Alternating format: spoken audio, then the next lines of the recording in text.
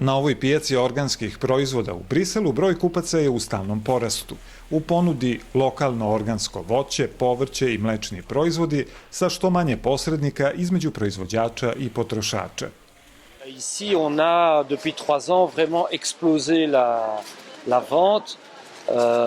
Je pense que sur Bruxelles, on est, ou même en Belgique, le point de vente où on a le plus de clients en semaine pour des produits de base.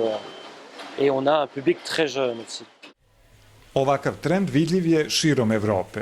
U nekim zemljama prodaja organskih jaja i mlečnih proizvoda zauzima i do 20% ukupnog tržišta ovih proizvoda. The European organic market is a very interesting market in Europe currently, as it is really developing fast, is growing very fast. You should think that over the last 10 years, we duplicated the market from 11 billion euro to 24 billion euro. It means a growth of about under 15%. Proizvodnja organske hrane u Evropi značajno je manja od potražnje na evropskom tržištu. U tome je šansa koju bi mogli da iskoriste proizvođači u Srbiji, orijentišući se na izvoz organskih proizvoda koji postižu daleko bolju cenu od konvencionalne poljoprivrede. Uprkos tome, u Srbiji se na prste mogu izbrojati proizvođači sposobni za održiv izvoz na evropsko tržište. Iako potražnja raste i na domaćem terenu, samo 0,3% poljoprivrednih površina je u organskoj proizvodnji. Proizvođač koji odluči da se bavi izvozom organskih proizvoda, pored standarda koje mora da ispuni iz oblasti organske proizvodnje, mora naravno da ima i ostale standarde iz oblasti kvaliteta i bezbednosti kvaliteta hrane. Pored toga, mora da bude svestan da treba da ima dovoljne količine, znači da zadovoljava i kvantitet, kvalitet i naravno kontinuitet koji uvoznici traže. Predrag Koluvija je proizvođač koji udruživanjem više manjih kooperanata pokušava da obezbedi količine za izvoz i olakša pribavljanje organskog sertifikata. On tvrdi da mali proizvođači mogu da opstanu samo ako pređu na organsku proizvodnju koja nosi veću dodatnu vrednost. Vi trošite manje para na mineralna đubriva, manje para trošite na zaštitna sredstva. Otkupna cena je mnogo veća. Za krompir je 3-4 puta, za ove ratarske kulture je oko 100%, za povrtarske kulture od 50 do 150%. Znači, zavisnosti od kultura je razlika od 50 do 150%. Gazdinstvo Zlatno zrno kod Sremske Mitrovice već više godina proizvodi organsko povrće. Na parceli od oko 2 hektara u pripremi je organski paradajz. Paradajz je sad u fazi odmaklog nicanja. Možemo tako reći, odmaklog nicanja, zato što se redovi već se poznaju. Mi sada već možemo da razdvojimo korov od same biljke. Gazdinstvo pre svega proizvodi žitarice, a u planu je i prvi organski mlin. Ipak kažu da je dosadašnja računica organske proizvodnje prilično tanka. Malo pre sam rekao da je možda ovo jedna od prelomnih godina i mog nastavka bavljenja proizvodnjom.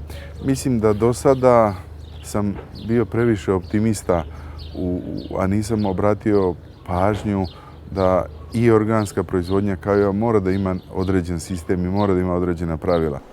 Jedno od glavnih ograničenja su neuporedivo manje subvencije za organsku proizvodnju, oko 5.000 dinara u Srbiji u poređenju sa 300 pa i do 1.000 eura po hektaru u Evropi, ali i u zemljama u okruženju. U Ministarstvu poljoprivrede najavljuju veće podsticaje.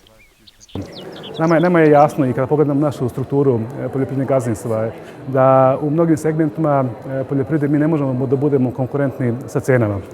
Pre svega kada pričamo u poređenju sa proizvođačima u Evropskoj uniji, ali ono da je definitivno smatram da možemo biti konkurentni, to je da možemo biti konkurentni s kvalitetom. Proizvođač koji želi da izvozi u Evropsku uniju mora da pribavi sertifikat. Tek od 2013. postoji jedna domaća kontrolna organizacija sa dozvolom Evropske komisije da sertifikuje proizvode za direktan izvoz u Evropu. U Evropskoj komisiji kažu da su vrata za srpske proizvode otvorena, ali da bi puno usklađivanje pravila olakšalo izvoz. The closer the production rules of organics are in Serbia to the ones of the EU, the more likelihood that you have of having these countries, these products deemed as organic. So the more Serbian production can qualify to become organic in the EU. Ulaganje u organsku proizvodnju je danas odličan poslovan potez jer tržište raste brzo, kažu u Evropskoj organizaciji za organsku poljoprivredu.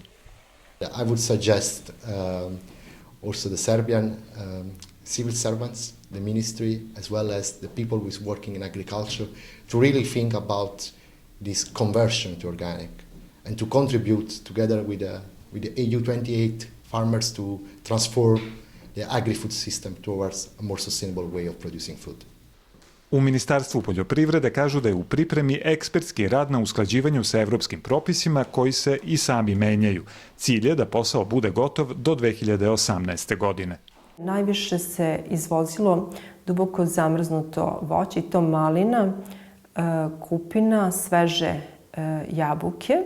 Takođe izvoze se sokovi, namazi, ulja, sirće i drugi proizvodi i vrednost izvezenih proizvoda u toku 2015. godine iznosila je 19,5 miliona eura. Iako u porastu, brojka od 19 miliona eura i dalje je drastično ispod potencijala za učešće na ukupnom evropskom tržištu koje je u 2015. dostiglo 25 milijardi eura.